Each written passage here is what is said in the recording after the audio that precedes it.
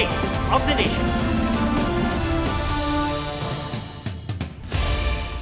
Sibak na sa pwesto ang 10 pulis Angono na umano'y nangikil, nagplanta ng droga at pinwersa ang isang criminology student na umaming drug supplier. Kwento ng biktima, 2 beses na raw siyang hinulidap ng parehong mga pulis. May report si June Veneracion. Yung hinahangaan ko po na polis, ganito pala gagawin sa amin. Tinitingala ni Nestor Macabenta Jr. ang mga pulis kaya nag-aaral siya ng criminology.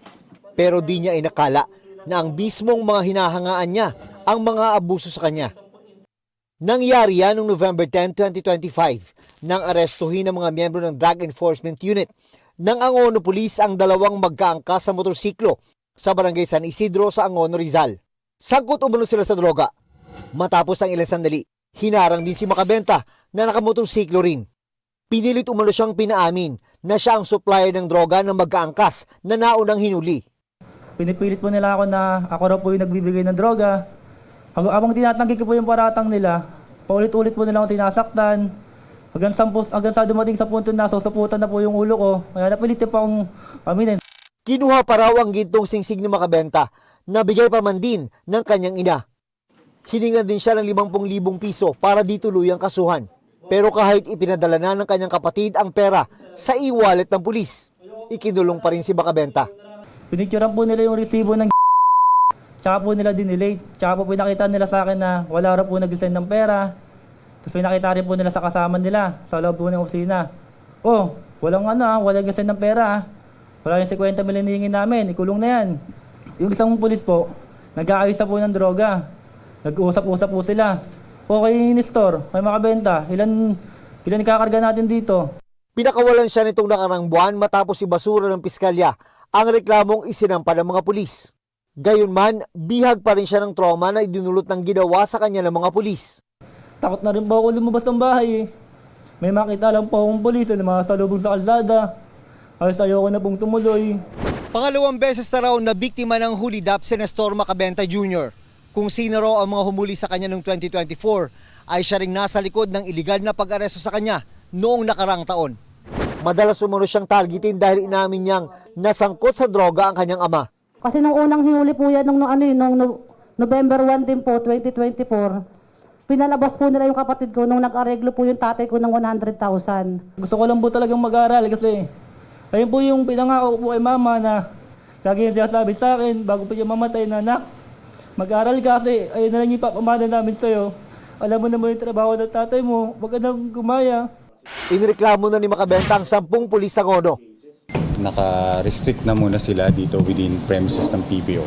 So yan yung initial muna namin na action. And then the parallel investigation will be conducted immediately. Pagtitiyak ng NAPOLCOM, hindi nila ito palalampasin. The National Police Commission means business. We will put a stop to it. And we will teach these policemen the word accountability.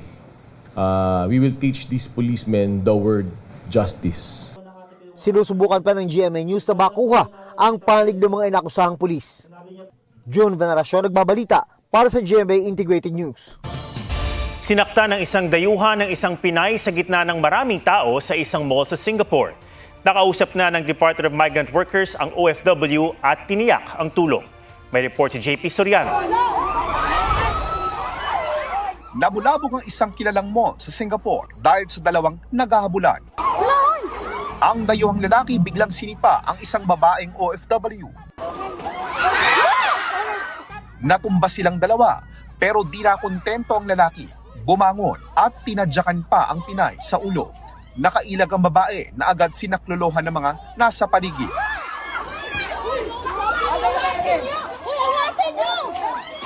Nakarating na si Department of Migrant Workers ang video at sinugurong tutulungan ang Pinay. Yung filing of a complaint, our lawyer will stand ready to help her. Whether or not there are visible signs of the assault, we will subject her to medical examination.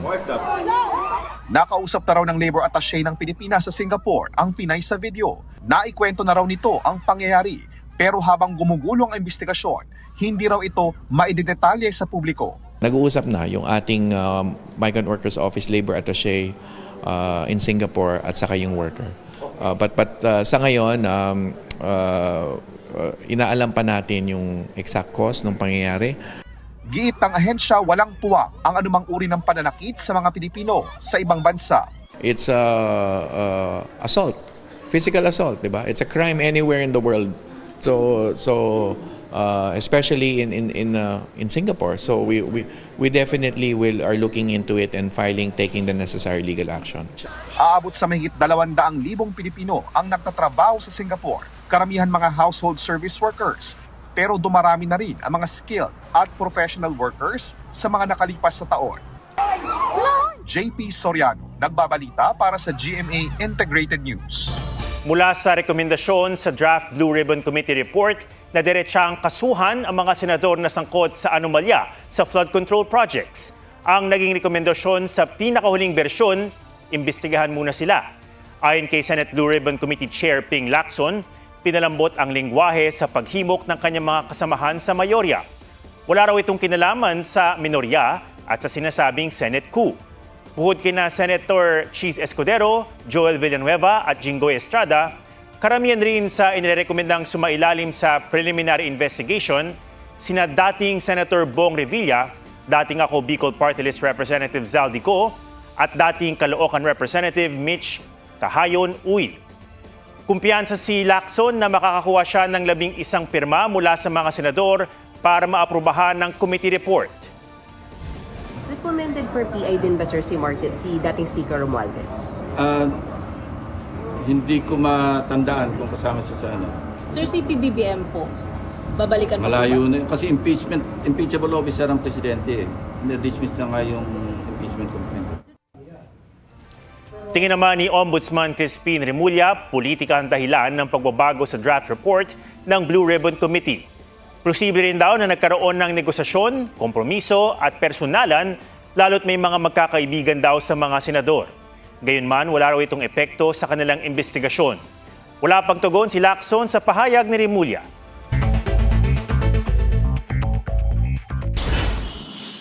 Singil na Meralco tataas ngayong Pebrero. 22 centavos per kilowatt-hour ang taas singil o katumbas ng 45 pesos sa mga kumukonsumo ng 200 kilowatt-hour kada buwan at 67 pesos sa mga 300 kilowatt-hour ang buwan ng konsumo. Ang power rate hike ay bunsod ng mas mataas na transmission at universal charges. Malakas na ihip ng hanging amihan nakaapekto raw sa produksyon ng tubig ng Maynilad kaya nagkaroon ng water service interruption.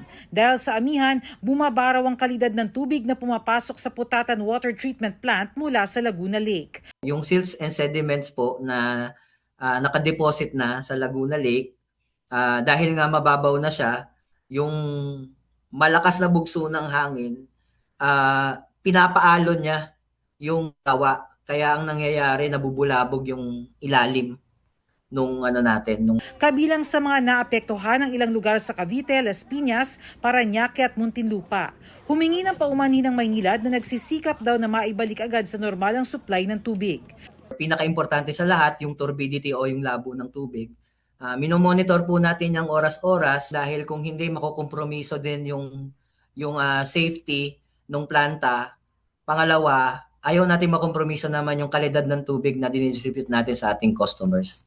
Bernadette Reyes, nagbabalita para sa GMA Integrated News. Natupok ang nasa 50 bahay sa Davao City. Aabot sa 500 individual ang naapektuhan. May spot report si Argel Relator ng GMA Regional TV. Ginising ng naglalagablab na apoy ang mga taga-sitio Malambuon, Barangay 76-A Davao City, alas 3 ng madaling araw. Sa bilis ng pagkalat ng apoy, itinaas sa ikatlong alarma ang sunog. Pahirapan ang pagresponde ng mga bumbero. Pati mga hayop, sinagip mula sa mga nasusunog na bahay. Alas 7 ng umaga, nagdeklara ng fire out. Tumambad ang lawak ng pinsala sa lugar. Sa datos ng BFP, tinatayang 50 bahay ang natupok. Nasa 500 individual ang naapektuhan. Tulog namin, tapos ay siya sunog-sunog. Muto ni baba ko sa mga, nakita na ko nagsiganan eh. Muto, dali ra kay ni katay ang kuan oy, ang kayo. Kusog ang hangin ka ganina? Oo, kusog. Pagpukaw na ko sa akong borders, Nya, masilingan dire akong manghudi akong ipukaw. Pagbalik nako, dako nang sunog. Aabot sa kalahating milyong piso ang halaga ng pinsala ng sunog na inaalam pa ang sanhi. Rumisponde na rin ang mga tauhan ng City Social Welfare and Development Office sa mga nasunugan. Jill Relator ng GMA Regional TV, nagbabalita para sa GMA Integrated News. Patay na ang 2 impeachment complaint laban kay Pangulong Marcos. Ito'y matapos aprubahan sa plenaryo ang House Justice Committee report na nagbasura sa parehong reklamo. 284 ang bumoto pabor sa committee report, 8 ang tumutol at 4 ang nag-abstain.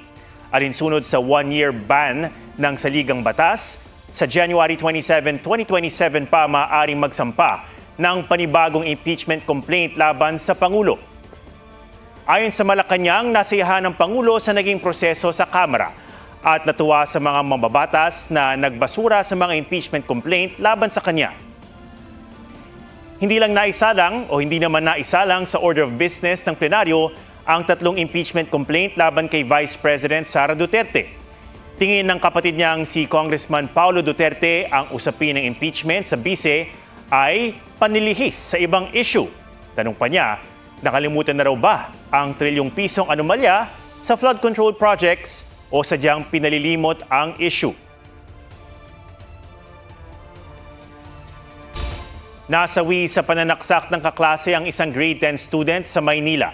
Nagsimula raw ang alitan ng ipagtanggol ng biktima ang kanyang nobya sa nambastos umanong sospek. May report si Jomer Apresto. Pangarap talaga niya magsundalo. Ngayon, wala na yung pangarap ng anak ko. Wala na. Ganyan ang hinagpis ni Roda nang malamang pumanaw na ang 15 anyos niyang anak na si alias JC. Pinagsasaksak siya ng kapwa niya grade 10 student sa likod ng kanilang paaralan sa Baseco, Tondo, Maynila. Kita sa CCTV na ilang minutong nag-abang sa biktima ang lalaking kaaway niya. Sa cellphone video naman, mapapanood na itinatarak ang kutsilyo sa biktima habang nagpapambuno sila. Hanggang sa na-corner ng biktima at ng kasama niya ang lalaking nakaputi na agad ding nakatakas. Isang lalaki nakaitim ang humahawak sa likod ng biktima. Ilang segundo lang tumagal ang away pero habang naglalakad palayo si alias JC, bigla siyang humandusay. Ayon sa pulisya, naisugod pa sa ospital ang biktima pero binawian din ng buhay dahil sa saksak sa dibdib, tagiliran at bandang puso. Ayon sa nobya ng biktima, nagugat ang away nang ipagtanggol siya ni alias JC sa pambabastos ng sospek na teammate niya sa sepak takraw. Hindi raw ikinatuwa ni alias JC ang panggugulo sa kanya ng sospek. Hanggang sa ang mainit na awayan ng dalawa ay nauwi sa yayaan na magsuntukan na humantong sa pananaksak. Sana po managot yung mga nangbugbog sa kanya. Kasi di naman po ganung tao si JC kasi malambing po siya. Dito sa likurang bahagi ng paaralan, inabangan ng 16 anyos na lalaki ang 15 anyos na biktima. Dito rin sila nagsuntukan hanggang nauwi sa pananaksak. Natunto ng mga otoridad ang sospek. Nakita rin ang kutsilyong ginamit niya sa kanilang basurahan sa bahay. Tawad po. Hindi po napigilan ng anak ko. Panawagan naman ng ina ng biktima na lumutang na ang iba pang sangkot sa insidente. Pinagtulungan nila palagi mo nang matapal yung anak ko, dapat hindi mo na lang sinaksak. Nasa kustodiya na ng DSWD ang sospek at sasailalim sa act of discernment o ang pagtiyak kung alam niya ang tama o mali sa kanyang nagawa bilang menor de edad. Titignan natin under the Juvenile Justice and Welfare Act yung edad, discernment, yung committed offense, pati na yung gravity ng offense. Kasi ito ay kinukonsidera natin kung saan dadalhin yung child in conflict with the law. Jomer Apresto nagbabalita para sa GMA Integrated News. Pumanaw na sa edad na 89 si dating House Speaker Jose De Venecia Jr. Inanunsyo ng kanyang may bahay na si Congresswoman Gina Vera Perez De Venecia sa isang social media post ang pagpanaw ni De Venecia na 7 terminong nagsilbing kinatawan ng Pangasinan. 5 rito ay bilang Speaker. Siya ang pinakamatagal na nagsilbing Speaker sa post-war Congress mula 1992 hanggang unang bahagi ng 2008. Kabilang sa mga batas na si De Venecia ang pangunahing mayakda, ang Basis Conversion and Development Act, ang Build, Operate, Transfer Law, ang Philippine Economic Zone Act at ang New Central Bank Act. Co-founder din siya ng political party na Lakas Christian Muslim Democrats o Lakas CMD. Kabilang sa mga huling public appearance ni De Venecia ang pagdalo niya sa inaugurasyon ni Jose De Venecia Building o ng Jose De Venecia Building and Museum sa Batasang Pambansa Complex, Enero ng nakaraang taon. Ang pinakamahalaga sa lahat, siguraduhin mo wala makakilala sa'yo. Sa stress sa umaga, hired assassin sa gabi.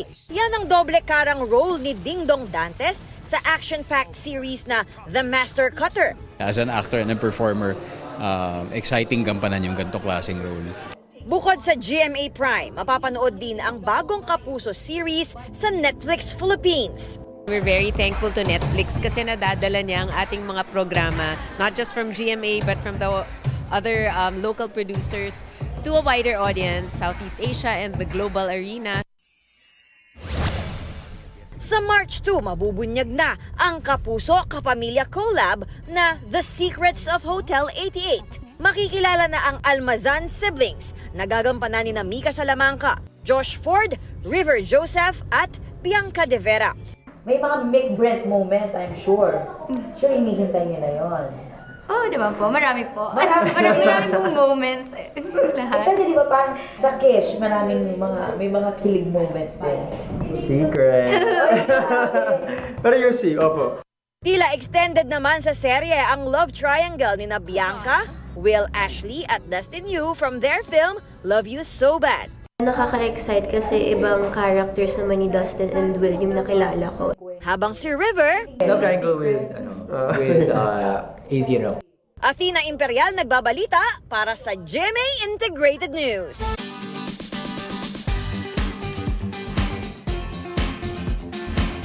Pati mga alagang hayop naging bahagi ng entourage sa magkahiwalay na kasalan. Mga fur babies na hindi lang naghatid ng singsing, kundi ng ngiti sa netizens. Pusuan na yan sa report ni Mark Salazar. Meet Hershey, ang Aspen ring bearer sa kasal ni na Eli at Ron. Simula pa lang daw ng pagpaplano ng kanilang kasal na pagdesisyonan nila ang role ni Hershey.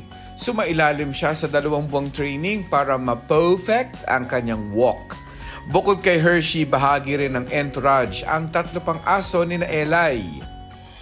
Sa isang all-white at elegant na kasala naman sa Baguio, ang flower girl at ring bearer, ang mga pusa ni na Filian na Jewel Gakusan, hindi lang daw sila pets kundi Meow Mali. Kasama sa araw-araw, kasama rin sa pinakamahalaga nilang araw. Naging mystical naman ang entrance ni Filian nang magpalipad ng mga live idea Lukunowi o mas kilala bilang paper kite butterfly na tila inihahatid si Filian sa altar. Mark Salazar nagbabalita para sa GMA Integrated News. At yan po ang State of the Nation para sa mas malaking misyon at para sa mas malawak na paglilingkod sa bayan. Ako si Ato Maraulio mula sa GMA Integrated News, ang News Authority ng Pilipino. Huwag magpahuli sa mga balitang dapat niyong malaman. Mag-subscribe na sa GMA Integrated News sa YouTube.